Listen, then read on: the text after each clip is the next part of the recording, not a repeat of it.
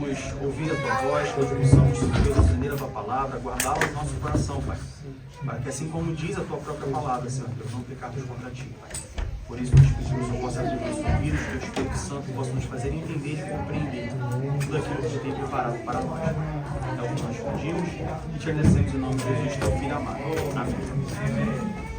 Pode se assentar. Sejam muito bem-vindos a mais uma escola bíblica dominical. Hoje nós vamos estudar a lição número 3, que tem por título Uma Igreja Fiel à Pregação do Evangelho. Como os irmãos sabem, nesse trimestre nós começamos na semana retrasada, na verdade, re-retrasada, porque a lição 1 nós quebramos em duas partes, nós dividimos em duas partes. Nesse trimestre nós estamos estudando sobre a Igreja de Jerusalém, ou o que nós chamamos, carinhosamente, de Igreja Primitiva. E é importante a gente sempre destacar que quando a gente fala em igreja primitiva, não é uma igreja antiga, não é uma igreja velha. E por que eu estou falando isso? Porque quando a gente, de maneira geral, na escola, enfim, quando a gente fala que algo é primitivo, isso traz a ideia de que algo é muito antigo, que não se faz mais. Que algo é muito antigo, que não tem mais utilidade nenhuma. Por exemplo, a gente fala assim, porque o homem é primitivo, a gente está falando do homem das cavernas, a gente está falando do homem, que na figura popular arrastava a mulher pelo cabelo, tem desenho animado, o homem que fala ou seja, algo que não existe mais, algo que a gente evoluiu, que a gente não faz mais aquilo. Então, por exemplo, porque uma técnica primitiva de fazer tijolos, por exemplo. É uma técnica rudimentar, é uma coisa muito antiga, que não se faz mais. Hoje tem um processo todo moderno, um processo novo, que faz com que a gente faça tijolos de maneira muito mais eficiente, de maneira melhor, que dure mais e tudo mais. Isso é o que o mundo, é a forma como o mundo usa a palavra primitiva. Quando a gente fala da igreja primitiva, a gente não está falando de uma igreja antiga que não serve mais, de uma igreja antiga que fazia as coisas de forma muito simples e que por causa dessa forma simples não tinha um resultado eficiente, um resultado eficaz. Quando a gente fala da igreja primitiva, a gente está falando da igreja em Jerusalém. Quando a gente fala de igreja primitiva, a gente está falando da igreja que começou em Jerusalém e que, como nós estamos vendo, começamos a ver na semana retrasada e vamos continuar vendo pelos próximos 10 domingos, 10 semanas, é uma igreja que serve de modelo para nós. Porque ao contrário do pensamento do mundo, de que primitivo é algo ultrapassado, primitivo é algo que não tem a mesma eficiência, quando a gente olha para a igreja primitiva, a igreja de Jerusalém, a gente vê que a eficácia dela, a eficiência dela é muito superior à igreja moderna, à igreja atual. Então, veja que, como a própria palavra de Deus diz, as coisas tolas confundem as sábias. O primitivo, no ponto de vista bíblico, o primitivo, ele é muito melhor do que o moderno. Coisa que se você falar isso para o mundo vai falar, como assim? O natural é que o moderno seja melhor que o primitivo. O novo seja melhor que o antigo. Você quer comprar um telefone novo, você vai comprar um telefone que lançou em 2025 ou vai comprar um telefone que lançou em 2015? Você vai comprar o 2025. Um carro, você quer comprar um carro, você prefere comprar, se você tiver condições, você vai querer comprar um carro 25 ou um carro 2005? Um carro 25, porque o novo é muito melhor que o antigo. Quando a gente fala da Bíblia, quando a gente fala principalmente da igreja, a gente vai ver que a igreja primitiva ela era muito melhor do que a igreja moderna. Aí Diego, mas base em que você está falando isso? É só olhar o que a igreja primitiva fazia e olhar o que a igreja moderna faz. É só a gente comparar os resultados. Não é assim que a gente compara se uma coisa é melhor do que a outra? A gente não compara o resultado que ela dá? Por que um carro 2025 é melhor que um carro 2005? Porque o carro 2025 ele faz muito mais gastando menos combustível, por exemplo. Ou o carro 2025 ele tem mais conforto, ele tem mais opcionais de segurança. O 2005 não tem tanto. A mesma coisa é a igreja. Se a gente comparar o que a igreja primitiva fazia e o que a igreja moderna faz, a igreja primitiva era muito melhor. Por isso, a igreja primitiva, ou como a gente está chamando durante a lição, a igreja de Jerusalém, por isso que ela serve de modelo para nós, 2025, como igreja moderna. Alguém tem alguma dúvida, alguma pergunta? Não? Pois bem, o nosso texto base se encontra em Atos capítulo 3, e nós vamos ler do verso 11 ao verso 19. Atos capítulo 3, do verso 11 ao verso 19. Nós já falamos sobre o nascimento dessa igreja, em Jerusalém, da igreja primitiva. E de novo, quando a gente fala igreja em Jerusalém, a gente não está falando da igreja em Jerusalém hoje, 2025. A gente está falando da igreja que se formou em Jerusalém após a descida de Pentecostes, ou durante a descida de Pentecostes. Isso nós vimos no primeiro domingo, na primeira lição. Como que nasceu a igreja em Jerusalém? Como que nasceu a igreja que nós chamamos de igreja primitiva, tá? Depois nós vimos sobre o porquê que a igreja é um modelo a ser seguido. A gente viu isso na semana passada. Por que ela serve de modelo?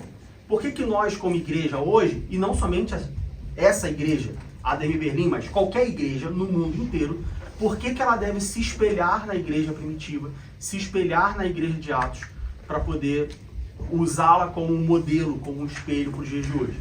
E hoje nós vamos ver uma parte, ou uma das práticas dessa igreja, por que essa prática serve como modelo para nós hoje.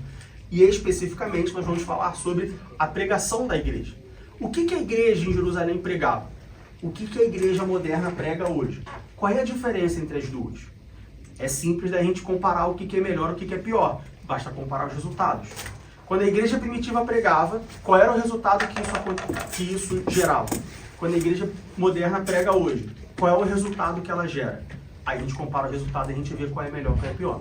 Então, em Atos capítulo 3, todo o capítulo 3, ou a primeira parte do capítulo 3, na verdade, todo o capítulo 3 se consiste na pregação de Pedro, e a gente vai pegar somente o versículo 11 ao versículo 19 para a gente ver qual é o centro da pregação de Pedro, tá? Depois a gente contextualiza e dá início e dá continuidade ao nosso aprendizado. Então, Atos capítulo 3, do verso 11 ao verso 19, diz assim: E apegando-se ele a Pedro e João, todo o povo correu atônito para junto deles, no alpendre chamado de Salomão. E quando Pedro viu isso, disse ao povo: Varões israelitas, por que vos maravilhais disto? Ou por que olhais tanto para nós, como se por nossa própria virtude ou santidade fizéssemos andar este homem? Então vamos parar e vamos entender o que estava acontecendo aqui. A gente já viu Atos capítulo 2, né? Antes de Atos capítulo 2, o que acontece? Jesus morre, ressuscita. Depois que Jesus ressuscita, ele passa um tempo na terra. E antes dele subir aos céus, ele fala: olha, fiquem em Jerusalém, até que do alto sejam revestidos de poder. Aí nós vimos que os discípulos ficaram em Jerusalém juntos. E um dia de Pentecostes, eles estavam reunidos numa casa. E aí vem um vento impetuoso sobre essa casa, e aí línguas repartidas como de fogo, e aí há o derramamento do Espírito Santo. E ali nasce a igreja.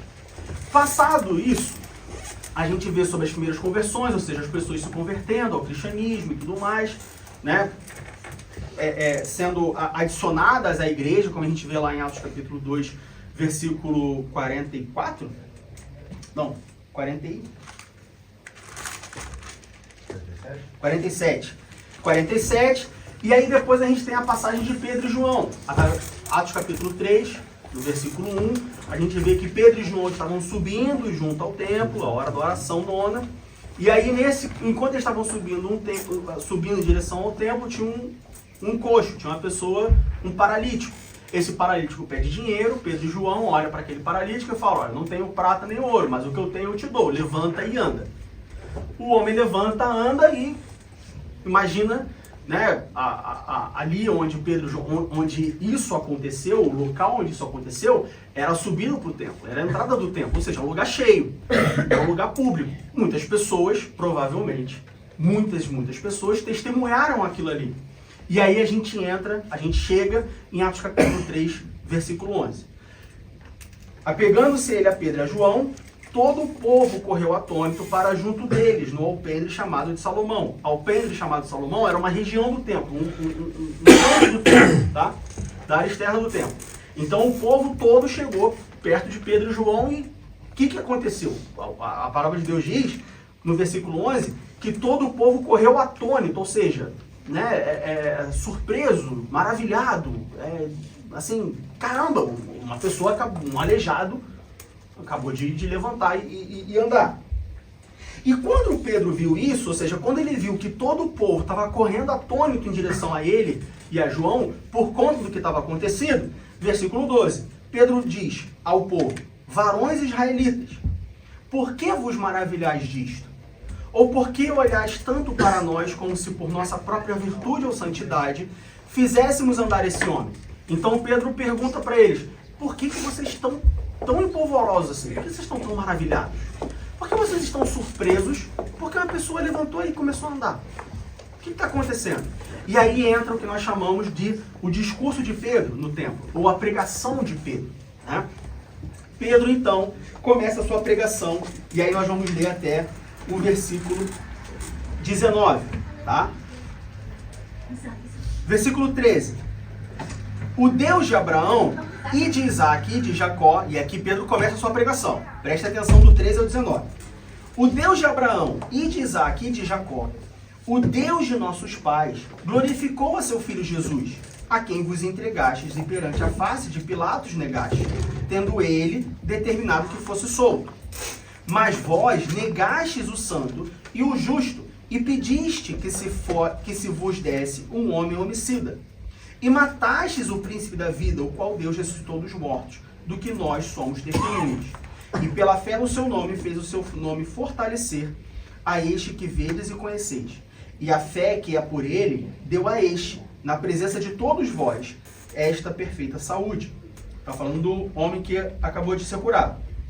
Versículo 17.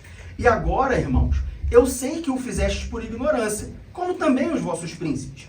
Mas Deus assim cumpriu o que já dantes pela boca de todos os seus profetas havia anunciado, que o Cristo havia de padecer. Arrependei-vos, pois, e convertei-vos, para que sejam apagados os vossos pecados, e venham assim os tempos do refrigério pela presença do Senhor. Então Pedro aqui, ele prega para aqueles homens. Ele fala para aquelas pessoas: por que vocês estão tão surpresos com o que acabou de acontecer? Vocês não sabem o que aconteceu? Então peraí que eu vou contar para vocês. Peraí que eu vou pregar para vocês. E aí a gente tem o primeiro ensinamento de hoje, que é: o que é uma pregação? Quem pode dizer o que é uma pregação? O que você acha? Melhor dizendo, ao invés de perguntar o que é uma pregação, vou mudar a pergunta. O que você acha que é uma pregação? Falar das boas novas. Falar das boas novas. Mais o quê? Falar da morte e da ressurreição de Cristo. Mais o quê? Expor a palavra. Hã? Expor a palavra de Deus. Expor a palavra de Deus. Tá? Tem um ponto aí que é um ponto chave. Eu também acho que é a nossa, o testemunho. Exatamente. Pregar nada mais é falar das boas novas, falar de Jesus Cristo, falar a palavra. Mas pregar também é simplesmente falar aquilo que você vive. Pode abrir a porta para o Lucas entrar? Mas pregar também é simplesmente você falar aquilo que você vive. Por exemplo, imagina que você tem um carro. E aí esse carro é da marca, por exemplo, Volkswagen, né? E aí, desde que você começou a dirigir, com 18 anos, seu primeiro carro foi um Volkswagen. E aí hoje você tem 50 anos de idade e continua sempre dirigindo um Volkswagen. Se alguém chegar para você e falar assim: tô querendo comprar um carro, que carro que eu compro? Provavelmente, tudo indica que você vai falar para essa pessoa comprar um Volkswagen. Você vai falar: olha, Volkswagen é muito bom, ele é um carro que aguenta bastante tempo, a mecânica é boa, é um carro que é confortável, é um carro que é seguro. Você vai pregar sobre o Volkswagen. Você vai contar para aquela pessoa a sua experiência e você não vai tentar convencer, mas você vai dar argumentos, você vai apresentar para ela aquilo que você vive durante 18, 52 e 32 anos. Pregar o Evangelho é você anunciar as boas novas, falar de Cristo, falar a palavra, mas também dar o seu testemunho. E não o testemunho do que Deus fez por você, mas o testemunho daquilo que você vive. Então, pregar o Evangelho, muitas pessoas dentro da igreja, elas têm uma ideia, eu não vou dizer errada, mas distorcida do que é pregar o Evangelho. Porque muitas pessoas acham que pregar o Evangelho está reservado para algumas pessoas específicas. está reservado para o pastor, para o presbítero, para o diácono, para o obreiro, para o teólogo, para aquela pessoa que estudou e que vai chegar e vai ter uma boa oratória e vai falar palavras bonitas e vai falar e todo mundo vai ficar, oh, caramba, olha como essa pessoa fala. Isso não é pregar o evangelho. Ou, isso também pode ser pregar o evangelho. Mas pregar o evangelho, essencialmente, ou seja, na sua essência, o ponto principal da pregação do evangelho é falar das coisas, não somente das coisas que Deus faz, mas das coisas que Deus já fez na minha vida. Então, sempre que alguém fala do que Deus tem feito na sua vida, o que ele já fez, o que ele continua fazendo, quem ele é e o que ele faz, é a pregação do evangelho. Então veja que pregação do evangelho, ela não é específica de algumas pessoas dentro da igreja. Ela é para todos. Porque todas as pessoas que se identificam como cristãs, ou seja, que seguem a Cristo, elas devem ter pelo menos alguma experiência com Cristo. E se ela teve uma experiência com Cristo, provavelmente essa experiência resultou em algo positivo.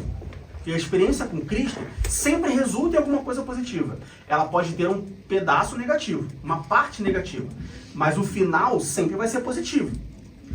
Pregar o evangelho é testemunhar essa experiência, dizer essa experiência. É falar quem Deus é falar o que ele faz, é falar, olha, ele fez a minha vida, ele pode fazer na sua... Isso é pregar o evangelho, essencialmente.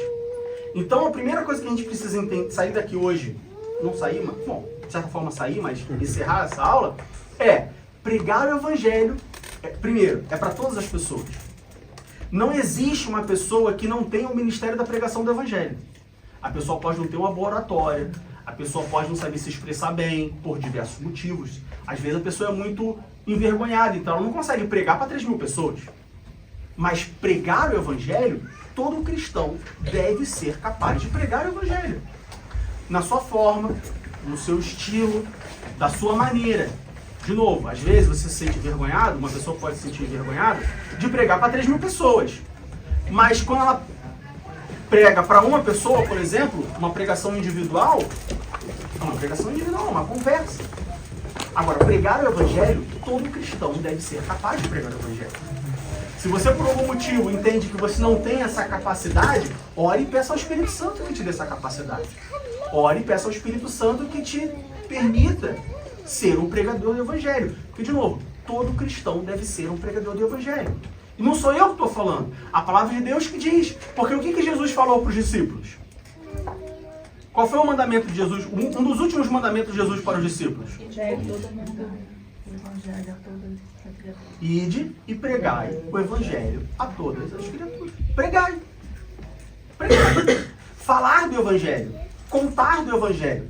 Não só o que é o evangelho. Não só o que Deus faz. Mas o que ele já fez na minha e na sua vida.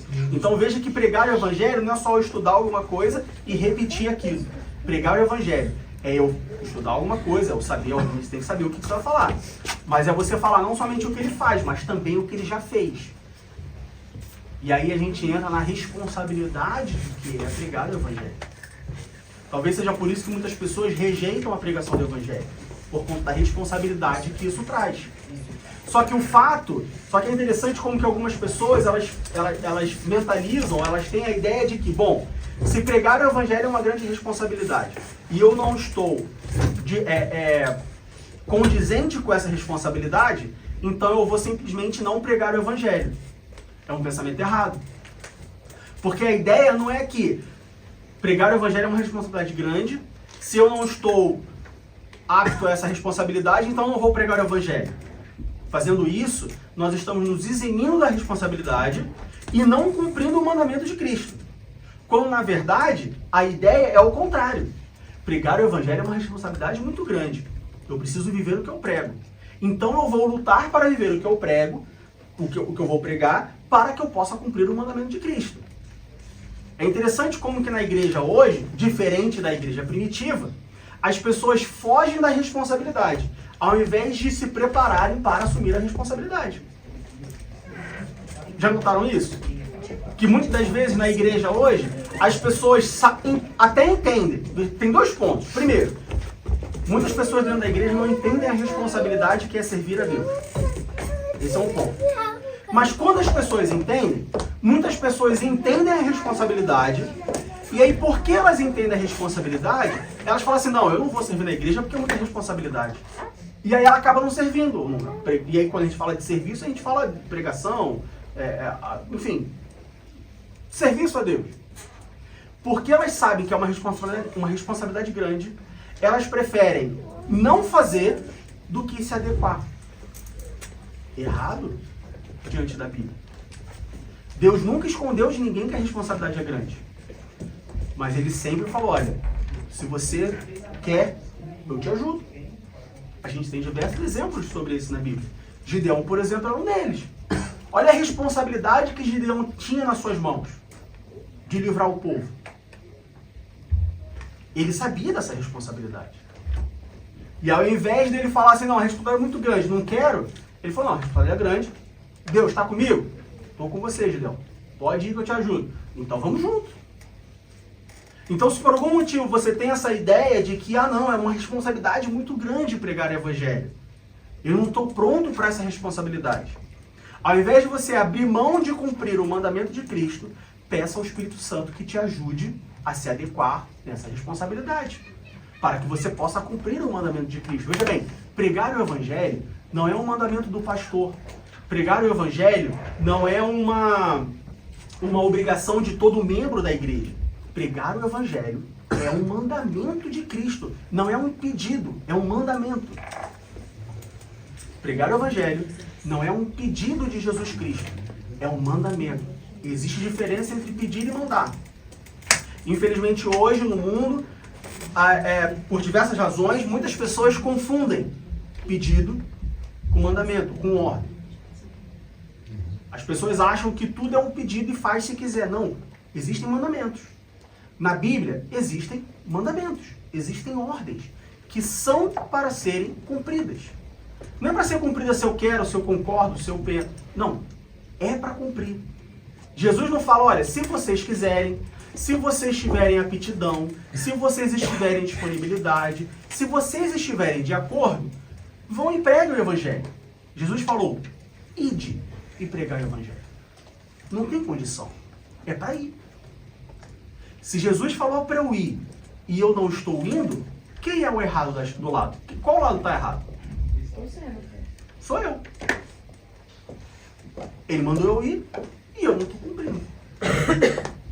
Pensem nisso. Então, Pedro aqui, ele vê que o povo está atônito, ele vê que o povo está surpreso com o que aconteceu, e Pedro então faz o seu discurso. Nas Bíblias, normalmente, no título ou no subtítulo do capítulo, vai estar escrito o discurso de Pedro, a pregação de Pedro. Pedro então prega para essas pessoas. Pedro então, ele faz o que Jesus mandou ele fazer. E aí o nosso objetivo é a gente olhar qual foi a pregação de Pedro. Sobre o que Pedro pregou? Lembrando, Pedro tinha acabado de curar uma pessoa. Pedro estava subindo ao templo, tinha um paralítico, um coxo, que todo mundo sabia que ele estava coxo, porque ele vivia ali pedindo esmola, ele pede dinheiro. Pedro e João falam assim, olha, não tenho prata nem ouro, mas o que eu tenho eu te dou. Levanta e anda. O povo vê aquilo ali, vai até Pedro, no lugar do templo, e eles começam atônitos a querer saber o que aconteceu. Pedro percebe aquela situação e prega para eles. O que Pedro pregou para eles? Vamos ver o que Pedro pregou para eles?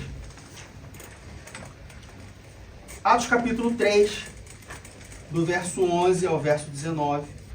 E a gente pode continuar lendo até o versículo 26. A gente vê o que foi essa pregação. Primeiro ponto. Vamos continuar lendo a partir do verso 20 ao verso 26. Até o 19, do 11 ao 19, a gente contextualiza e vê que Pedro começou a pregar. Mas aí vamos continuar lendo até o verso 26. Atos capítulo 3, versículo 20, Pedro continua na sua pregação dizendo: E envia ele a Jesus Cristo, que já dantes vos foi pregado, o qual convém que o céu contenha até os tempos da restauração de tudo, dos quais Deus falou pela boca de todos os seus santos profetas desde o princípio. Aqui Pedro começa um ponto importante na sua pregação. Até o versículo 20, Pedro está contando o que aqueles homens fizeram com Jesus. Então, se a gente voltar para o capítulo 3 de Atos, e a gente, por exemplo, ler o versículo 14, os versículos 14 e 15, Diz assim: mas vós negaste o santo e o justo, ou seja, vocês que estão aqui me perguntando o que aconteceu, que estão surpresos com o que aconteceu, vocês negaram a Jesus e pediste que se vos desse um homem homicida. Ou seja, no julgamento de Pilatos, Pilatos absolveu Jesus. Mas se os irmãos se lembram bem, naquele momento, naquele ponto, Pilatos, ele inocenta Jesus, ele fala: olha, diante de mim esse homem não tem nada de errado. O que vocês querem que eu faça? E aí o povo escolhe prender Jesus, matar Jesus e soltar Barrabás, que era um ladrão. Versículo 15.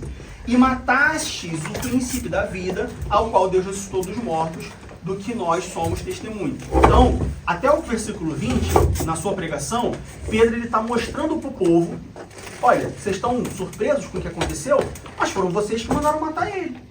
Foram vocês que absolveram Barrabás e mandaram matar Jesus. Esse que fez isso que aconteceu.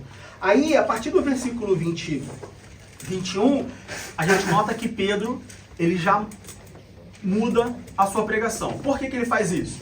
Versículo 21 diz assim: o qual convém que o céu contenha até os tempos da restauração de tudo, dos quais Deus falou pela boca de todos os seus santos profetas desde o princípio. Qual é a mudança que começa a acontecer aqui na pregação de Pedro?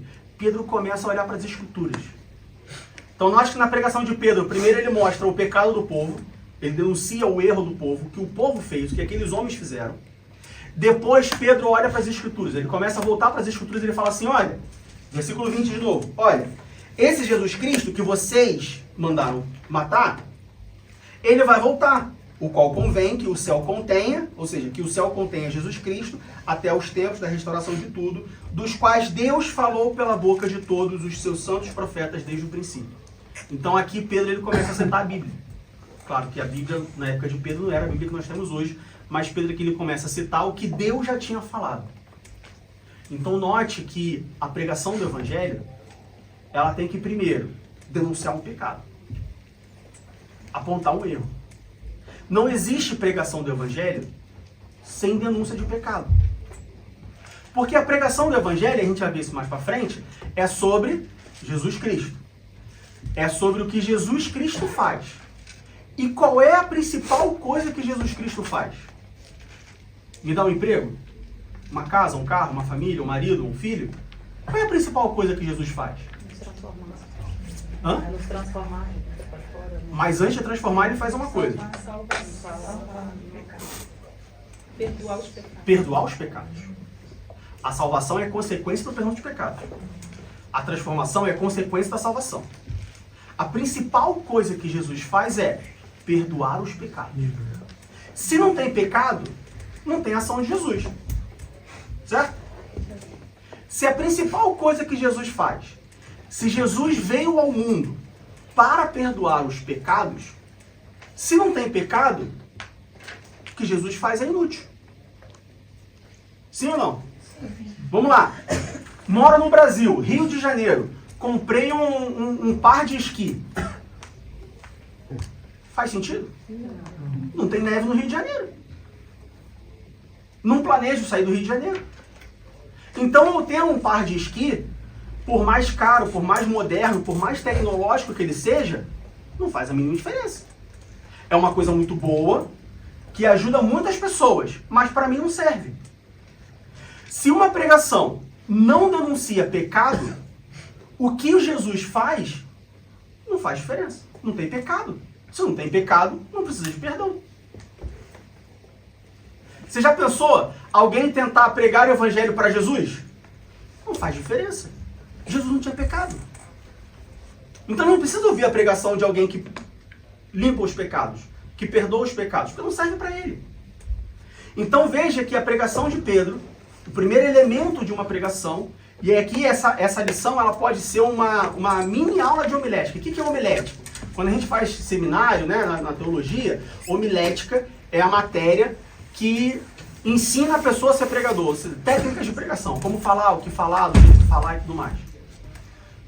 A pregação do evangelho, a primeira coisa, o primeiro elemento que ela tem que ter, apontar pecado, denúncia de pecado.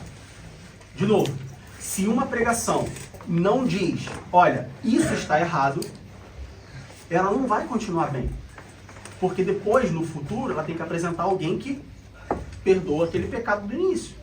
Se não tem denúncia de pecado no início, o que Jesus faz é em vão. É igual um esqui no Rio de Janeiro. Não tem utilidade nenhuma. Então, o primeiro elemento de uma pregação, denúncia de pecado. Pedro fez isso. Olha, vocês crucificaram a Jesus Cristo. Depois que Pedro denuncia o pecado, Pedro agora ele vai para as Escrituras. Pedro ele fala assim, olha, esse Jesus que vocês mataram, esse Jesus que vocês condenaram, os céus estão segurando ele, porque um dia ele vai voltar. E ele não vai voltar porque eu acho que ele vai voltar. Ele vai voltar, como diz no versículo 20, porque Deus falou pela boca de todos os seus santos profetas desde o princípio. Então isso mostra que Pedro sabia as profecias que tinha acerca de Jesus. Pedro sabia disso não só porque Jesus falou, mas Pedro sabia porque ele buscou, porque ele leu, porque ele sabia. Porque ele não cita. Pedro aqui ele poderia ter citado, olha, das quais Deus falou pela boca de Jesus Cristo. Das quais Deus falou pela boca desse que vocês mataram. Foi assim que Pedro falou? Foi isso que Pedro falou? Não. O que Pedro falou? Olha, das quais Deus falou pela boca de todos os seus santos profetas, desde o princípio.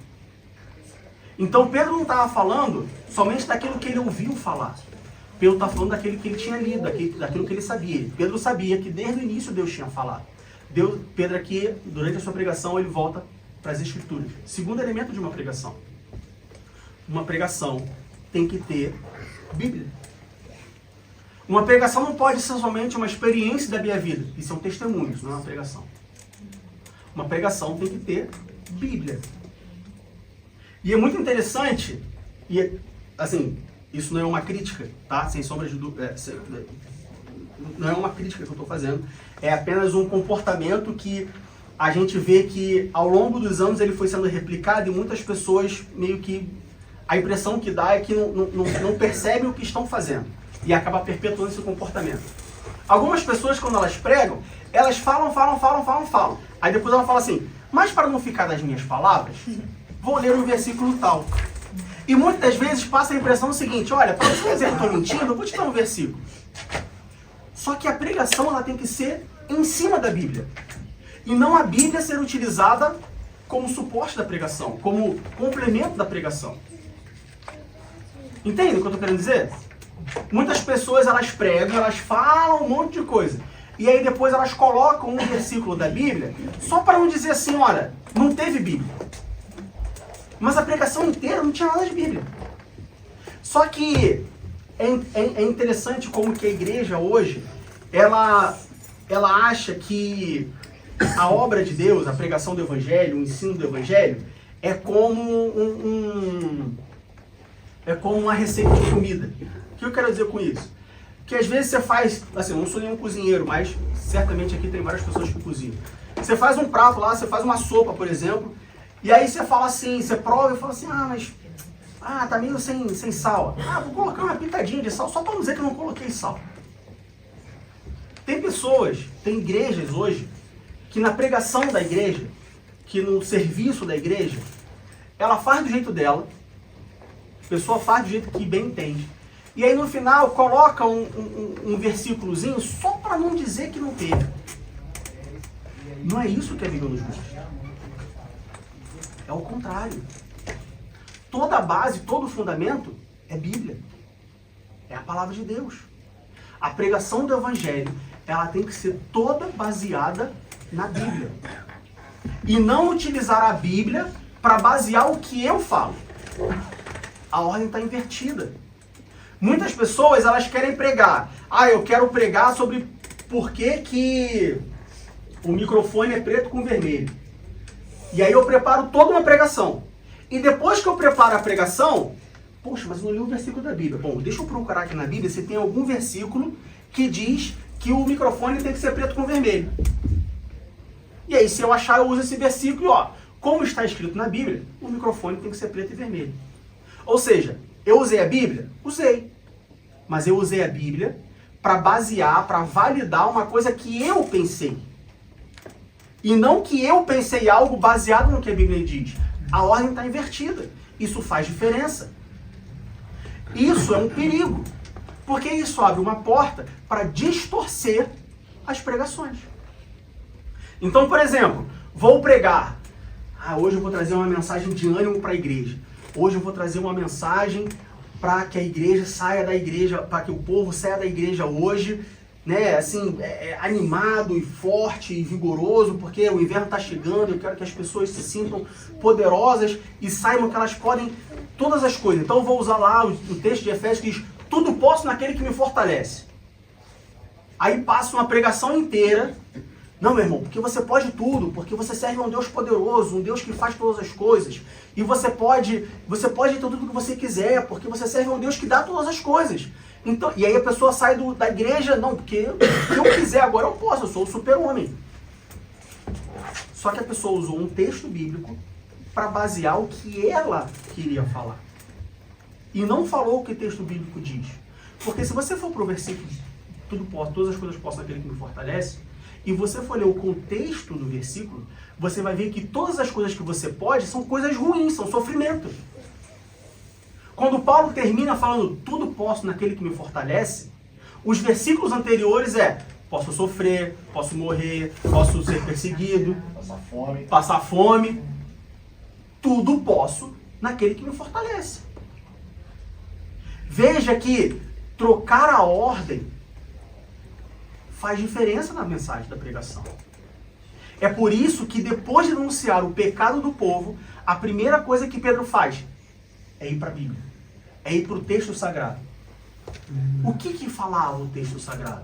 Falava que esse que morreu por vocês vai voltar para buscar vocês. Seguindo, versículo 22. Porque Moisés disse, o Senhor vosso Deus levantará dentre vossos irmãos, um profeta semelhante a mim. A ele ouvireis em tudo quanto vos disser. E acontecerá que toda alma que não escutar esse profeta será exterminada dentre o povo. E todos os profetas, desde Samuel, todos quantos depois falaram, também anunciaram estes dias. Vós sois os filhos dos profetas e do concerto que Deus fez com nossos pais, dizendo a Abraão, na tua descendência serão benditas todas as famílias da terra. Ressuscitando Deus a seu Filho Jesus, primeiro o enviou a vós, para que nisso vos abençoasse e vos desviasse a cada um das vossas maldades. Então note que Pedro começa a citar a Bíblia. Pedro baseia a sua pregação na Bíblia. E aí quando Pedro baseia a sua pregação na Bíblia, nós conseguimos identificar vários elementos que nós precisamos observar na pregação. Por exemplo, versículo 22. Porque Moisés disse, o Senhor vosso Deus. Na pregação do Evangelho, da igreja primitiva, Deus era apresentado como Deus, como Senhor.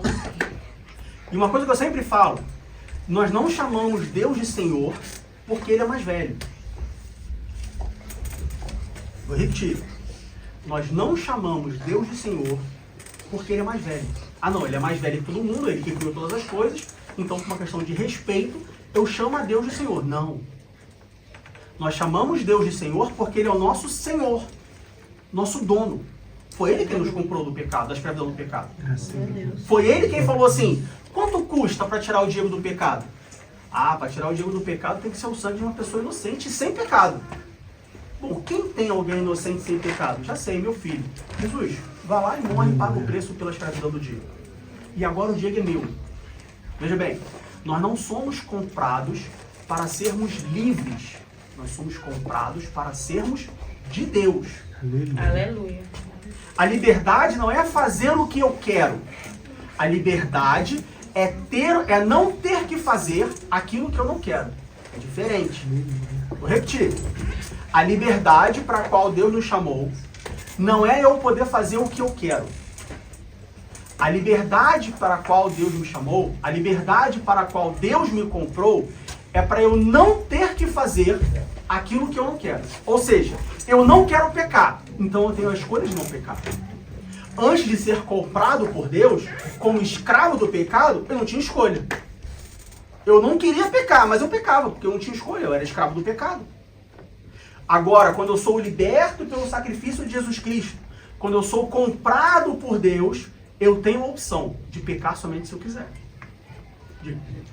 Esse ponto é interessante e vale a gente lembrar de que quando Deus criou todas as coisas e o homem, tudo era só Deus como Senhor. Só tinha Deus como Senhor. Com a entrada do pecado no mundo, agora o mundo passou a ter dois senhores, Deus e o pecado. Então, logo, se tu não está com Deus, tu está com pecado. Então, quando o nosso presbítero ele diz assim, Deus, você não foi comprado para ser livre e fazer o que você quer, mas para ser de Deus, é porque assim, no mundo tem dois senhores, sendo que Deus é o Senhor dos senhores. Mas ou você serve ao Senhor pecado, ou você serve a Deus. Então não tem como você ser livre totalmente de alguma coisa, né? Exatamente. Então, veja que Pedro, ele começa a sua pregação fazendo o quê? Denunciando o pecado. Depois que ele denuncia o pecado, ele vai para as Escrituras. Olha, Deus já tinha falado, já tem falado, desde o início, através de vários profetas, que Jesus vai voltar. Que Jesus é a esperança do mundo, é o Salvador do mundo. Aí no versículo 22, Pedro apresenta essa pregação. Ele apresenta uma pessoa. E quem que ele apresenta? O Senhor vosso Deus. Não é a pessoa que faz o que eu quero, que me dá o que eu quero. Não é o Papai Noel que eu vou pedir, ele vai me dar. Não é um paizinho. Primeiro Deus é Deus. Primeiro Deus é o Senhor. Depois ele é Pai. Não podemos querer somente o Deus Pai e rejeitar o Deus Senhor. Não tem como. Deus é sempre porção inteira. Ninguém consegue ter uma parte de Deus. Deus é pacote completo. Não tem como separar. Deus é venda casada. Quando você compra Deus Pai, você leva Deus Senhor. Quando você compra Deus Senhor, você leva Deus Pai. A igreja hoje, a igreja moderna, ela quer separar. Ela quer apresentar um Deus Pai para depois apresentar um Deus Senhor. Não tem como. Não tem como. Deus é a mesma coisa. É os dois ao mesmo tempo. E aí Pedro apresenta, olha, o Senhor vosso Deus. Mais um ensinamento para nós. Na nossa pregação, quem nós temos apresentado? Quando você prega o Evangelho, o que você apresenta para as pessoas? Será que você apresenta uma pessoa que existe? Ou será que você apresenta um falso Deus? Tem muitas pregações que apresentam um falso Deus. Um Deus que não existe. Um Deus que se você for para a Bíblia, você não consegue encontrar esse Deus.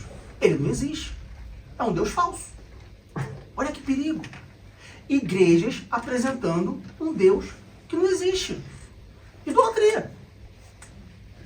Como pode, Diego, uma igreja idólatra? Ué, se uma igreja apresenta uma pessoa que não existe, ela é uma igreja mentirosa, é uma igreja idólatra.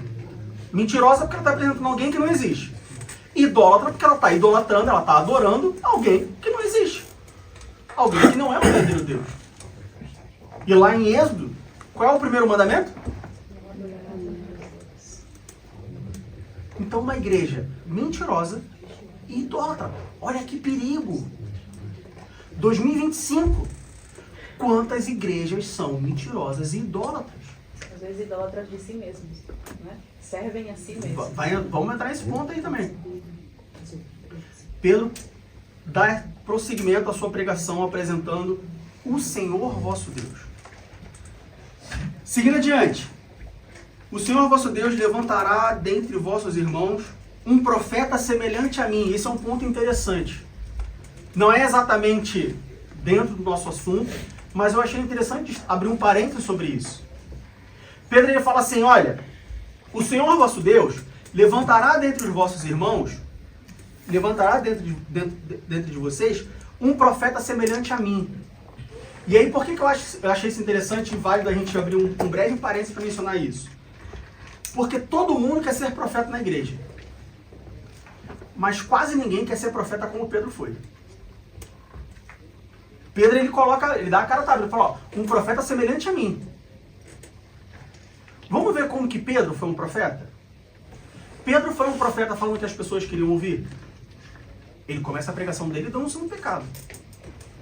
Ao invés de ele começar a pregação dele falando assim, meus irmãos, Porque vocês estão vendo, vocês acabaram de presenciar esse homem levantando um coxo, um paralítico. Portanto, se você também quer ter a sua bênção, venha até mim e eu vou fazer você andar de novo. Foi assim que Pedro falou? Não. Portanto, venha até aqui à frente, me diga qual é o seu problema e eu vou resolver. Foi assim que Pedro falou? Não. Um profeta como ele. E como era Pedro? Já começou a profecia falando, já começou a pregação falando, vocês mataram Jesus. Vocês pecaram. Vocês erraram. Os profetas nós temos hoje que começam a sua pregação denunciando o pecado. Você conhece algum? Normalmente, via de regra, tudo que os profetas menos fazem hoje, ou tudo que as pessoas que se autodenominam profetas fazem hoje, é denunciar pecado. 2025, na igreja moderna, ao contrário da igreja primitiva, a profecia está muito mais associada a bênçãos do que denúncia de pecado. Vamos para o Antigo Testamento ver como é que eram as profecias no Antigo Testamento? O que os profetas faziam no Antigo Testamento? Toda vez que Deus levantava um profeta, era para denunciar pecado. Todas as vezes. Você não vê um caso no Antigo Testamento de um profeta sendo chamado por Deus, sendo levantado por Deus para falar assim, ó, vou te dar sua bênção. Vou fazer tudo o que você quer. Denúncia de pecado. Então, se você quer ser um profeta, se espelhe em Pedro. Denúncia de pecado. Aí Pedro depois, nos capítulo 4, a gente vê que Pedro está perante o Sinédrio. Aquelas mesmas pessoas que condenaram a Jesus, que julgaram Jesus, Pedro agora está diante delas, falando sobre o Jesus que eles condenaram. Aí hoje você vê profetas que tudo que eles menos fazem é confrontar aqueles que chamaram eles. Não, eu sou profeta. O que você quer que eu profetize na sua igreja? Sobre o que eu vou profetizar hoje? Me diz o que você precisa que eu te entregue o que você quer. Então veja como que o ministério profético hoje em dia está completamente distorcido. A pessoa do profeta hoje está completamente distorcida. Tudo que as pessoas menos são hoje são profetas. Ou tudo que os profetas dizem que são hoje, tudo que eles mesmos são profetas. Talvez o mais certo seria dizer que eles são falsos profetas. Cuidado com os profetas. Tem muito crente se perdendo. Tem muito cristão virando crente. Já expliquei a diferença entre cristão e crente. Todo mundo aqui sabe qual é a diferença entre o cristão e o crente? Alguém não sabe? Vou explicar. Crente é aquele que acredita em Jesus Cristo. Crente até o diabo é. O diabo acredita em Jesus Cristo. Claro que ele acredita. O diabo acredita em Deus. Crente é quem acredita em Deus. E cristão é aquele que segue a Cristo. Existe uma diferença. Tem muito cristão virando crente. Por quê? Por causa de profeta. Porque ao invés de seguir a Cristo, ele segue o profeta. Ao invés de ouvir a Cristo, ele ouve o profeta. Cuidado com os profetas. Saiba identificar uma profecia divina. Saiba identificar uma profecia bíblica, para você não ser confundido. Para você não passar de cristão para crente e perder sua salvação. Seguindo adiante, versículo 22. E acontecerá que toda alma que não escutar esse profeta será exterminada dentre o povo. Veja que a pregação de Pedro, ela não é uma pregação inclusiva. A pregação de Pedro ela é uma pregação exclusiva ou excludente. Diego, o que isso quer dizer? A igreja de 2025, ela prega o evangelho. Quando eu falo igreja, eu não estou falando dessa igreja, estou falando a igreja de maneira geral. Muitas igrejas têm optado por pregar o evangelho inclusivo. Mas, Diego, o evangelho ele é inclusivo. Porque, né, a própria Bíblia diz lá em João 3,16, porque Deus amou o mundo de tal maneira, Deus amou a todos, o evangelho é para todos. Então isso inclui todas as pessoas. Então, aí é que está. O inclusivo da igreja não é o inclusivo da igreja primitiva, é o inclusivo de 2025. E o que é o inclusivo da igreja de 2025? Olha, pode vir quem quiser e ficar como quiser, porque Deus ama todos. Não é isso que 2025, que o mundo moderno apresenta como inclusividade? Deus ama você como você é. Deus ama você como você é. Você não precisa se preocupar. Cada um é cada um é individual, cada um tem o seu próprio jeito. E Deus te ama desse jeito. É inclusividade de 2025. A inclusividade da igreja primitiva é, olha, o evangelho é para todos.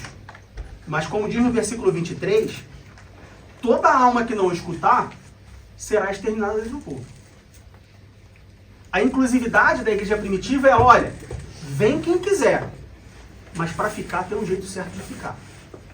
A inclusividade de 2025 é, olha, vem como estás e fique como quiseres. Cuidado com a inclusividade. A missão da igreja é pregar o evangelho inclusivo, para todos. Mas, no versículo 23, Pedro diz, olha, e acontecerá que toda alma que não escutar esse profeta será exterminada dentro do povo. Não vem como está e fica como quiser. Tem uma maneira de ficar. Tem uma forma certa de ficar. Não é do jeito que eu quero. Não é do jeito que eu acho. Não é do jeito que eu penso. A missão da igreja não é trazer para a igreja tantos quantos quiserem vir para a igreja.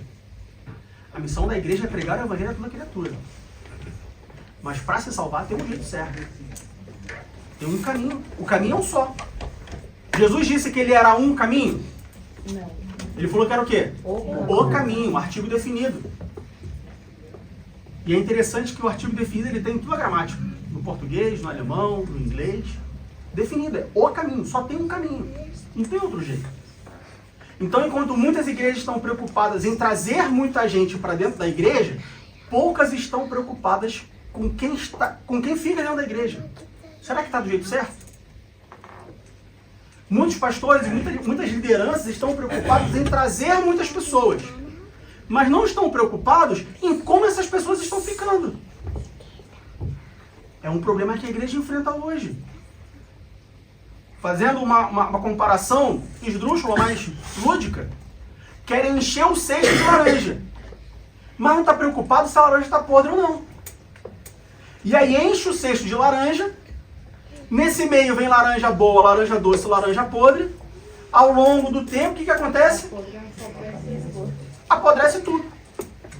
Você tem um cesto cheio de laranja, mas tudo podre. Não aproveita uma.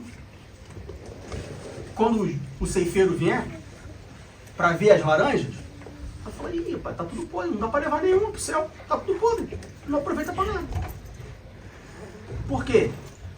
Evangelho inclusivo. Pregação inclusiva. Eu não posso dizer que as pessoas estão em pecados, eu vou magoar as pessoas. As pessoas têm sentimento. Eu não posso falar isso. Mas não sou eu que estou falando, é a Bíblia. É Deus. Foi assim que o apóstolo Pedro fez a sua primeira pregação.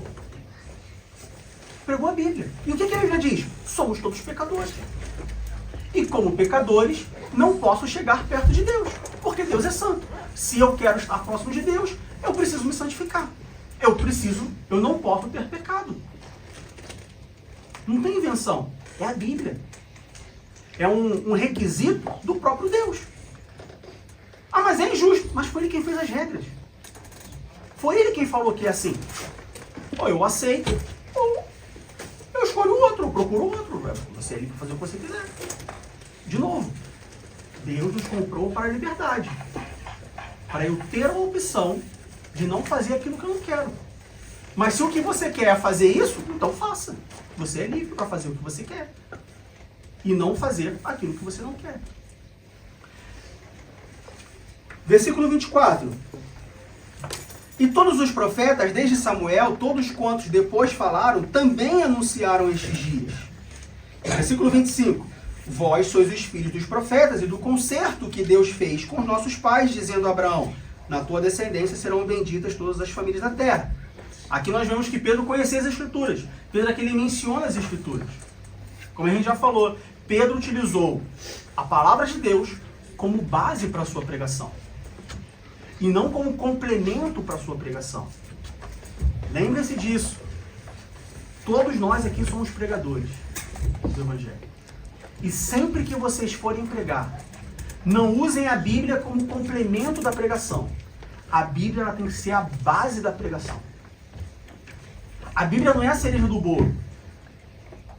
Como eu disse, muitas pessoas, para não ficar nas minhas palavras, parece que é a cereja do bolo. Ih, fiz o sorvete aqui, caramba, o que está faltando? Tá faltando uma cereja aqui, um granulado. Vou pegar o granulado e colocar um pouquinho em cima. Não. A Bíblia é a base. A Bíblia não é o complemento. Pedro usou a Bíblia como base da sua pregação. E como que a gente prova isso? Pedro usou os versículos. Quando a gente vem aqui para o versículo 25, se a gente for lá para Gênesis, capítulo 22, versículo 18, Gênesis capítulo 22, versículo 18, nós vamos encontrar a referência que Pedro utiliza em Atos capítulo 3, versículo 25. Gênesis capítulo 22, versículo 18 diz: E em tua semente serão benditas todas as nações da terra, porquanto obedeceste a minha voz. Então Pedro fala alguma coisa que não foi ele quem falou, foi Deus quem disse, ele usa as palavras de Deus. Quando nós pregarmos o Evangelho, nós temos que falar as palavras de Deus, o que Deus falou, não o que eu falei, não o que eu acho que é, não o que eu entendi que foi, não a parte que me agrada, não, o que Deus falou. O que Deus falou? Deus falou isso? Então é isso. Deus falou assim? Então é assim. A pregação não é minha. A pregação é sobre a história do Diego. A pregação é sobre a história do Caio. A pregação é de quem? O Evangelho de Deus, né? Então tem que pregar o Evangelho de Deus. Não o que eu acho que é o Evangelho, mas o que é de fato o Evangelho. E aonde eu acho que é de fato o Evangelho? Na Bíblia. Aí, se a gente for para Atos capítulo, voltar para o versículo 18, Atos capítulo 3, versículo 18, a gente vai achar o que é o Evangelho.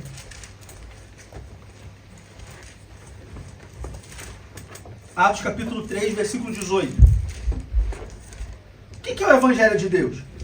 Mas Deus assim cumpriu o que já dantes pela boca de todos os seus profetas havia anunciado, que o Cristo havia de padecer. Repara que Pedro ele fala o Cristo. Ele não fala o Jesus. E todos vocês, como alunos assíduos da escola dominical, eu tenho certeza que sabem a diferença entre Jesus Cristo e Cristo Jesus. Estou certo ou estou errado? Todos sabem a diferença entre Jesus Cristo e Cristo Jesus? Qual é a diferença? Mas só a Bárbara que responde? Só a Bárbara que vem à escola dominical? Mas quem? Quem mais pode falar sem ser a Bárbara? Bárbara está com a boca seca de tanto falar. Qual é a diferença entre Jesus Cristo e Cristo Jesus? Jesus Cristo, homem, e Cristo Jesus, ele ressurreto. Quando a gente fala de Jesus Cristo, a gente está falando de Jesus homem, o Filho de Deus. Quando a gente fala de Cristo Jesus, a gente está falando do Jesus que morreu e ressuscitou e que perdoa os pecados. O evangelho que Pedro pregou não foi sobre Jesus, o que fazia milagres, o que ressuscitou Lázaro, o que curou a mulher enferma, o que fez o cego enxergar, o que fez o paralítico andar. O evangelho que Pedro pregou não foi sobre Jesus. Foi sobre Jesus? Versículo 18 diz o quê? Qual foi o evangelho? Final do versículo 18. Que o Cristo havia de padecer. O evangelho que nós devemos pregar não é sobre Jesus, é sobre Cristo. Qual é a diferença? Quando eu prego o evangelho sobre Jesus, eu apresento um homem que faz muitas coisas. Quando eu prego o evangelho sobre Jesus, eu apresento um homem que cura, um homem que abençoa, um homem que ressuscita, um homem que liberta endemoniado, um homem que faz muitas coisas. Quando eu prego o evangelho sobre Cristo, eu prego sobre um único homem que morreu e ressuscitou pelos meus pecados. Eu prego sobre salvação. O evangelho da Bíblia, o evangelho que nós precisamos pregar, não é sobre o Jesus que faz, é sobre o Cristo que morreu. Porque o Jesus que faz, ele fez para algumas pessoas. Jesus curou todas as pessoas que viveram durante o tempo de vida dele? Não. muitas pessoas ficaram sem viver os milagres de Jesus. Então, se eu prego um evangelho sobre o Jesus que abençoa, que cura, que faz, eu estou pregando o evangelho que não existe. Porque embora Jesus possa curar todas as pessoas, existirão pessoas que não serão curadas. Tenho certeza que você ou conhece ou já ouviu falar de alguém crente, fiel, que morreu doente. Porque tem que morrer. Porque tem que ter doença. Mas por que tem que ter doença, Diego? Porque o mundo jaz do maligno, porque o pecado entrou no mundo. Então, doenças vão existir. E crentes fiéis vão morrer de doenças, seja ela qual for. Quando eu prego o evangelho sobre Jesus, eu prego sobre uma pessoa que faz. E eu prego uma mentira. Porque essa pessoa que faz não vai fazer para todo mundo. Não vai fazer tudo, não vai fazer sempre. Ele pode fazer, mas não significa que ele vai fazer. Agora, quando eu prego o evangelho de Cristo, aí eu não só prego uma pessoa que pode, mas uma pessoa que fez. Porque Jesus já morreu pelos nossos pecados. Não é que ele vai morrer. Veja que antes da morte de Jesus, não tinha como pregar o Cristo. Só tinha como pregar o Jesus. Porque ele não tinha morrido ainda. Então não posso pregar por uma coisa que ele vai fazer. Depois da morte de Jesus, o evangelho é sobre Cristo, que já morreu e já fez. E qualquer pessoa que aceitar o seu sacrifício tem os seus pecados perdoados. E a sua salvação é agora chamado Filho de Deus. Aleluia. Então veja, uma igreja que prega sobre Jesus, ela prega o evangelho errado. Um evangelho falso. Um evangelho mentiroso. Já pode ser que você já tenha ouvido esse testemunho. Uma pessoa que foi na igreja, ouviu o evangelho sobre Jesus, que Jesus faz e acontece, que Jesus dá, que Jesus faz, que Jesus é isso, Jesus é aquilo, que Jesus é bom, aceitou esse Jesus. Jesus não fez, a pessoa saiu da igreja. Por quê? Ah, porque a pessoa é fraca, porque a pessoa é impaciente. Talvez ela tenha apenas sido apresentado o evangelho falso. Ela pode ter ido buscar o evangelho falso, mas às vezes ela até foi com sinceridade, mas foi apresentada com o evangelho falso.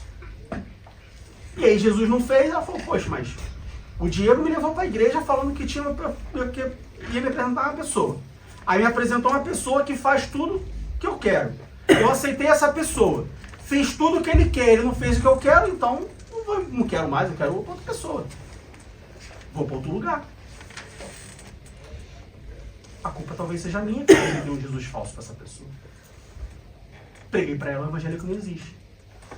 Agora, se nós pregarmos o evangelho bíblico, o evangelho que Pedro pregou para aquelas pessoas, o evangelho, versículo 18, o Cristo que havia de padecer, esse não tem como ser falso, porque ele já fez. Ele não é que ele vai fazer, não é uma questão de se ele vai fazer ou não. Ele já fez, ele já pagou o preço. Você só precisa aceitar, mais nada. Só precisa crer e aceitar. Digo. A gente só tem que tomar cuidado quando você fala assim, porque isso não significa também que quando eu for evangelizar uma pessoa, eu vou falar para ela dos pecados dela, entendeu? Apontar os pecados dela. E aí, só porque quando você está falando, eu tenho que pregar sobre o evangelho, tenho que pregar pecado. Eu não tenho que dizer para a pessoa que os pecados dela e apontar os pecados dela e apresentar o pecado. Aí entra a sabedoria do Espírito Santo e a estratégia de que também tem. Não vai chegar a pessoa e falar, então, você é uma pecadora miserável que merece morrer. Vem para a igreja para conhecer. Né? Não é assim. Mas também você não pode chegar a pessoa e falar, ih, tá com problema? Vamos lá para a igreja que tem uma pessoa que pode resolver o seu problema. Aí isso também está indo para o outro extremo. Pregar o arrepender. Que é o nosso próximo tópico. Jesus, Pedro, ele apresenta o Cristo, que havia de padecer. E aí no versículo 19, ele começa falando o quê? Arrependei-vos, pois, e convertei-vos. Vamos para a gramática? Nós temos aqui uma conjunção aditiva. O que é uma conjunção aditiva? Aula de português agora para vocês. Conjunção. Em alemão, provavelmente é a mesma coisa. Conjunção aditiva é uma palavra que liga duas outras palavras adicionando alguma coisa. Por isso o nome é aditiva. Ou seja, eu preciso me arrepender e me converter. E aí, se a gente for para o original grego, a palavra arrepender, metanoia, já indica conversão, já indica mudança. Ou seja, quando a gente fala assim, se arrepender do pecado, o próprio termo se arrepender já traz essa ideia de se arrepender, largar e se converter, e mudar. Arrependimento tem que ter mudança. Se não tiver mudança, não é arrependimento. Se não tiver mudança, é o quê? Remorso. Ah, irmã Baba não pode falar, gente. Já está de licença. Se não se arrepender, se não mudar, é remorso, não é arrependimento. E a Bíblia não diz que aqueles que sentirem remorsos vão para o céu. Ela diz que aqueles que se arrependerem vão para o céu. Então, qual é a melhor maneira, Diego, de eu apresentar o Evangelho, de eu pregar o Evangelho? É você pregar a Cristo. Você fala, olha, sua vida tá... Quero pregar para alguém que está passando com uma dificuldade, um problema. Olha, eu conheço uma pessoa que ela pode resolver o seu problema. Mas mais do que resolver o seu problema, ela pode resolver o único problema que não tem solução, que é a morte eterna. Ela pode resolver o único problema que mais ninguém pode resolver. Cristo Jesus morreu pelos seus pecados. E aí, pode ser que ele também resolva o seu problema terreno.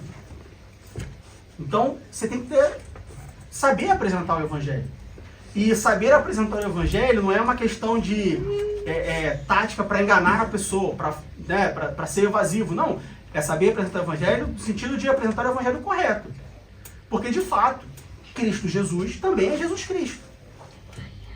Ele também pode fazer, ele também pode operar um milagre, ele também pode abençoar, como ele tem feito, como ele faz, como ele sempre fez. O que nós temos que tomar cuidado é de não apresentar somente o Jesus Cristo, mas sim apresentar o Cristo Jesus, que também é o Jesus Cristo, que também pode fazer. Fazer igual Paulo fala em 1 Coríntios 2:2, ele diz assim, eu não vos propus saber senão a Jesus Cristo o crucificado. Os dois juntos. Tem muita gente que apresenta só o Jesus Cristo. Eu diria que antigamente era só o Cristo Jesus, né? Era só o Jesus que queimava todo mundo que tivesse televisão em casa. Aí parece que o tempo passou e aí as pessoas largaram esse e foram pro outro, que é o Jesus que faz tudo que eu quero. E tá faltando um balanço aí. Tá faltando um meio termo. Diego, como que eu acho esse meio termo? O Espírito Santo é a melhor pessoa. Porque o Espírito Santo, ele conhece não só o que eu estou falando, o que eu estou preparado para falar, mas ele conhece o que a pessoa vai receber. Tem pessoas que precisam receber tu tá em pecado mesmo. Se conserta. Tem pessoa que se receber tu tá em pecado, se conserta, de primeira assim, vai largar. E ela primeiro precisa receber de outra maneira para depois vir pro tá em pecado, se conserta. É uma estratégia, só o Espírito Santo pode fazer isso. Ele é a melhor pessoa para fazer isso, porque ele conhece os dois lados. Pessoas são diferentes, temperamento diferente, personalidade diferente. Tem pessoas que você trata de uma forma mais direta. Tem pessoas que precisam dar um rodeio para poder falar com a pessoa e tal, ganhar confiança e papapá. Mas não podemos deixar de lado que a pregação do Evangelho, ela é primariamente Cristo Jesus ressurreto. Aquele que perdoa os pecados. Essa foi a promessa que ele fez. Olha, eu perdoo os seus pecados. Alguma dúvida, alguma pergunta? Só mais um comentário. Faça. Esse ponto que você falou de ter a estratégia, né? Eu entendo também que a partir do momento que a gente fala, ou que você, né, o pregador fala, arrependei-vos, isso já desperta a curiosidade no ouvinte de se arrepender de quê? Se eu faço tudo certo, né? E aí, sem você apontar, igual a irmã Fabiana disse, sem você apontar diretamente, porque tu é um pecador, isso, e ele perguntar, arrepender de quê? Aí você abre a Bíblia e aponta e fala, ó, a Bíblia diz que ele deve se arrepender de tudo isso. Aí, naturalmente, a pessoa vai ver que ela se enquadra em algumas daquelas coisas e vai falar, entendi, porque eu tenho que me arrepender. Sim. Irmão, deixa eu contar uma experiência.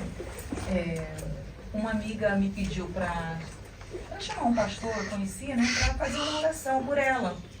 E ela morava no interior do Amazonas e ela estava passando por um problema muito difícil de depressão. Ela tinha uma cesta de remédio, mais de 15 remédios. E ela foi passar para o centro, né, foi para Manaus e foi passar uns dias na casa dessa amiga. Então ela foi pedir oração. Aí eu tinha um pastor muito amigo e eu convidei ele, né, lá em casa, ele sempre ia lá em casa, para orar por ela. E na oração, ele orou por ela e depois ele falou para ela assim, olha, toma vergonha. Em vez de você ficar andando pela casa dos outros para lá e para cá, lava uma louça, arruma a sua casa, faz isso, faz aquilo. E eu fiquei assim, meu Deus do céu, eu chamei o homem para falar uma palavra de conforto. A mulher que está tentando se matar e ele faz isso. E aí passou, e ela voltou lá pro interior. E eu fiquei morrendo de vergonha, porque quem pediu era uma espírita que morava do lado da minha casa. E aí depois, quando passou uns 15 dias, essa espírita veio falar para mim, olha, eu te agradeço, agradece aquele pastor. Porque quando ela chegou em casa, ela jogou todos os remédios fora, não está tomando um remédio. Aí eu, foi muito. É uma experiência assim que às vezes a gente não entende, né? Sim. Eu não entendi ele, mas o Senhor usou ele Quando ele é feito poderosamente. direcionado por Deus. Por Deus, por Deus. Exatamente. Então, Pedro ele prega, e sobre o que Pedro prega? Cristo. Perdão de pecados. E qual o resultado da pregação de Pedro? Ou seja, o que as pessoas, depois que ouviram a pregação, qual foi a mensagem final da pregação de Pedro? Que serve para nós como modelo.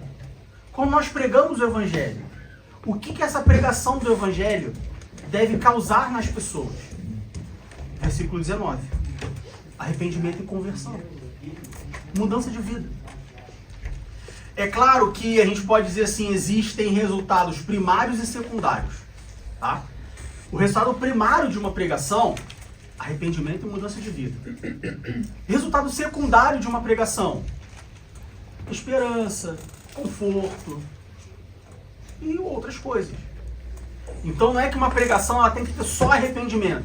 Ela tem que ter primariamente arrependimento. Assim como primariamente o assunto dela tem que ser Cristo Jesus. Mas também possa ter elementos de Jesus Cristo. O resultado de uma pregação tem que ser arrependimento e mudança de vida. Mas um resultado secundário pode ser exortação, esperança, conforto, ânimo, sem sombra de dúvidas. Aliás, você está pregando sobre Deus. Quem é Deus? Deus é Senhor, mas também é Pai, mas também é juiz, mas também é amor, mas também é bondade, mas também é graça, mas também é misericórdia. Também é tudo isso. Então, a pregação, ela pode causar tudo isso. Mas tem uma coisa que ela precisa causar. Arrependimento e conversão. Arrependimento e mudança. Isso tem que ter. O resto pode ter ou pode não ter. Então, por exemplo, uma pregação num culto de doutrina, muito provavelmente, vai ser uma pregação de exortação. Porque você vai aprender uma doutrina, ou seja, você vai aprender uma regra. O que é doutrina? Doutrina vem do termo que é vara de medir. Ou seja, é algo que você usa para medir alguma coisa, ou seja, para regular aquilo ali. Então, num culto de doutrina, muito provavelmente, a pregação vai vir com arrependimento, conversão e uma exortação. Porque você aprendeu alguma coisa que provavelmente você não faz, que você deveria estar fazendo. Então, é incomum, eu diria, que uma pregação de culto de doutrina seja uma pregação de conforto. Muito provável vai ser exortação, talvez esperança. Se você aprender, por exemplo, no culto de doutrina uma palavra sobre a volta de Jesus Cristo, isso vai te trazer esperança. Exortação e esperança. Não vai trazer conforto. Uma pregação, por exemplo, num culto fúnebre, vai trazer muito mais conforto do que exortação, porque você está enterrando um ente querido. Você não quer ouvir que você precisa corrigir. Você quer ouvir que Deus está contigo, que ele morreu, a pessoa morreu e vai se encontrar um dia. Então, uma pregação de conforto. Mas todas as pregações precisam ter Cristo Jesus. Arrependimento e conversão. Conjunção aditiva. Versículo 19. Arrependei-vos, pois. Só isso? Não. E convertei-vos. Por quê? Porque se eu me arrepender e eu me converter, aí entra a continuação do versículo 19. Para que sejam apagados os vossos pecados. E venham assim os tempos do refrigério pela presença do Senhor. Então os tempos de refrigério pela presença do Senhor, morar com Deus, só vai vir depois do arrependimento e da conversão. Ele não vem antes. Ele só vem depois. E aí é muito interessante como que muitas pessoas, na pregação, eu já ouvi algumas pregações desse nível, desse tipo, que elas falam assim, olha, dê o primeiro passo para Deus. Dê o primeiro passo diante de Deus.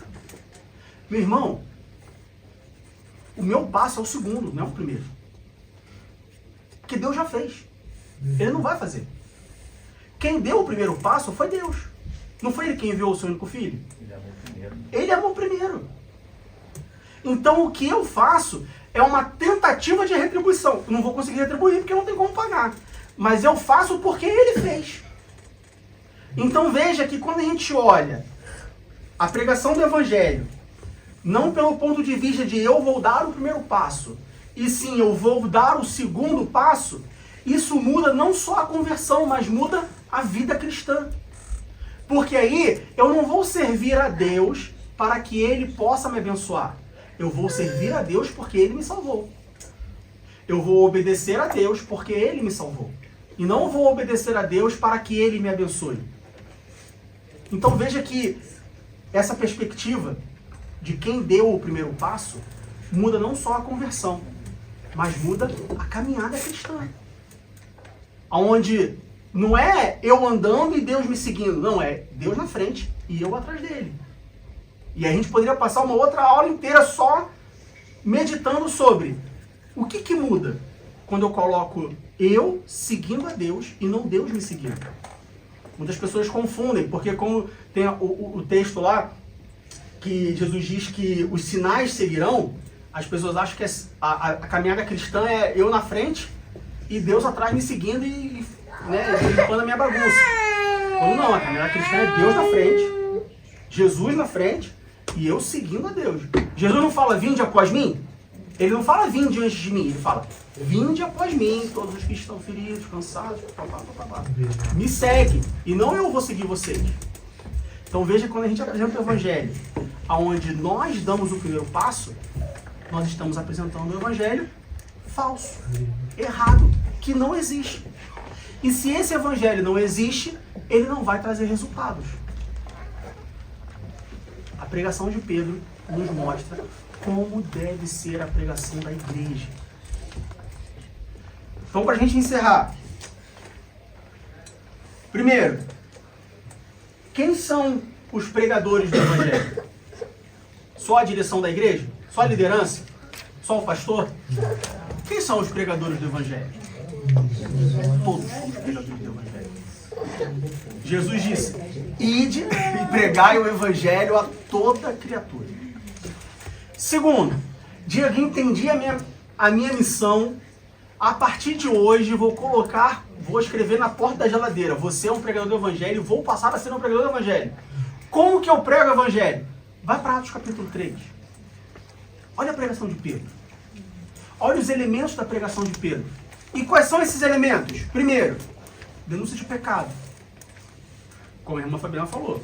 Com sabedoria também. Já sei, então agora eu vou chegar na Alexanderplatz, primeiro pessoa que eu ver na rua e falar, olha você, seu pecador miserável que merece morrer no quinto dos infernos. Também não é assim. Direção do Espírito Santo, estratégia do Espírito Santo.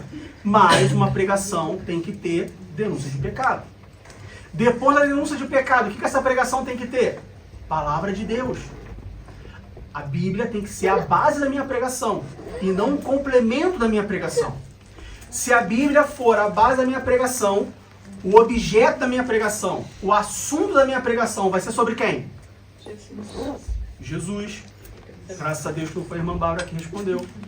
Então, só colocar ele em repouso. o assunto da minha pregação tem que ser sobre quem? Sobre Jesus. Cristo Jesus. Cristo Jesus. O Cristo ressurreto. Aquele que morreu pelos meus pecados. E qual é o resultado da minha pregação? Tem que ser igreja cheia, com todo mundo dando glória a Deus, aleluia. Causar arrependimento. Todo mundo morando em mansão, todo mundo com carro novo na porta, emprego ganhando bem, cheio de filho. Essa tem que ser o resultado da minha pregação? Qual tem que ser o resultado da minha pregação? Da nossa pregação? Arrependimento e conversão. Mudança de vida. Esse é o resultado da nossa pregação. Mas é só isso? Significa que só isso pode ser o resultado? Não. Pode ser que, junto com isso, venham outras coisas. Pode ser, mas também pode não ser. Porque o compromisso de Deus conosco não é nessa terra. Porque nessa terra nós somos passageiros. O objetivo de Deus é salvar, né? O compromisso dele é a salvação, é levar para o céu. Lá no céu ele garante. Aqui na terra, olha, pode ser, pode não ser. Por isso que a nossa pregação tem que ser bíblica. Cristocêntrica, ou seja, Cristo no centro. Bíblica. Arrependimento, conversão, salvação e vida eterna. Com isso a gente pode se comprometer. Porque se a gente pregar isso, nós temos a certeza que Deus vai entregar isso. Todas as outras coisas, pode ser que aconteça. Pode ser que não aconteça. Alguma dúvida, alguma pergunta? Esse pode ser aí, é bom deixar bem claro, de que ele pode tudo. Ele pode querer ou não. Ele pode querer dar ou não, mas ele pode tudo. Exatamente. Pode ser que aconteça, pode ser que não Vai depender aconteça. da vontade dele. Aí vamos ver, aí você pode falar assim, poxa Diego, entendi, concordo, mas olha, essa pregação aí é difícil, rapaz, porque se a gente pregar isso daí, nossa igreja não vai crescer. Se a gente, que não pode falar da igreja dos outros, pode falar da nossa igreja. Eu falo assim, poxa Diego, mas se a gente começar a pregar isso daí, rapaz, ainda mais em Berlim, olha, arrisco a dizer que ao invés de a gente ir para um lugar maior, a gente vai ter que procurar um lugar menor. Porque as pessoas, ao invés de vir para a igreja, as pessoas vão sair da igreja. Será que é isso mesmo que acontece? Vamos para Atos capítulo 4. Versículo 4.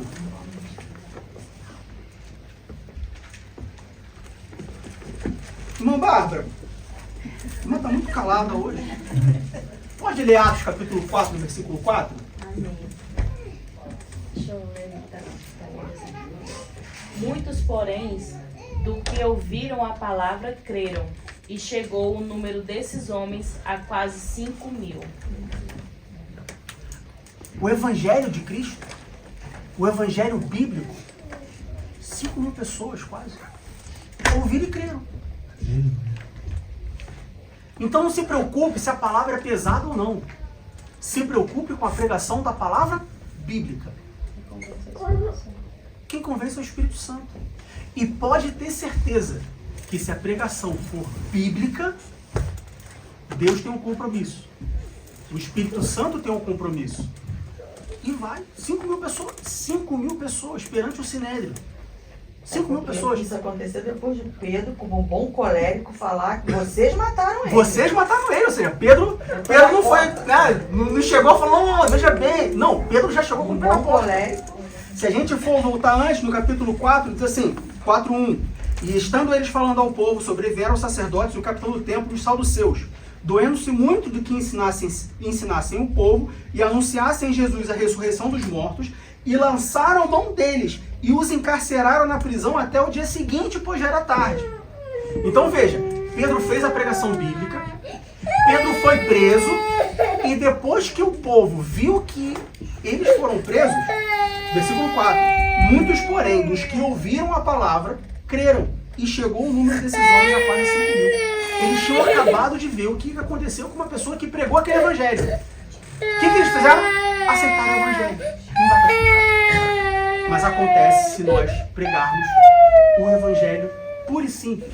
O evangelho primitivo, antigo, velho, muitas das vezes cafona, o evangelho duro, o evangelho que ninguém quer ouvir, o evangelho que é difícil de ouvir. mas que traz resultado, que traz crescimento, que traz salvação. Amém? Vamos ficar de pé para nós encerrarmos.